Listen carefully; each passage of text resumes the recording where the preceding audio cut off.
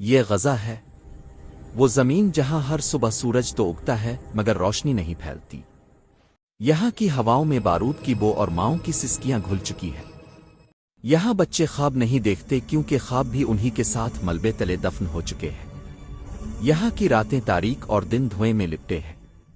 हर तरफ तबाही के मनाजिर हैं, लेकिन इन टूटे हुए घरों के बीच उम्मीद की एक किरण आज भी बाकी है। यहाँ माँ के आंसू सिर्फ दर्द नहीं बल्कि दुनिया की बेहिसी के खिलाफ एक खामोश एहतजाज है।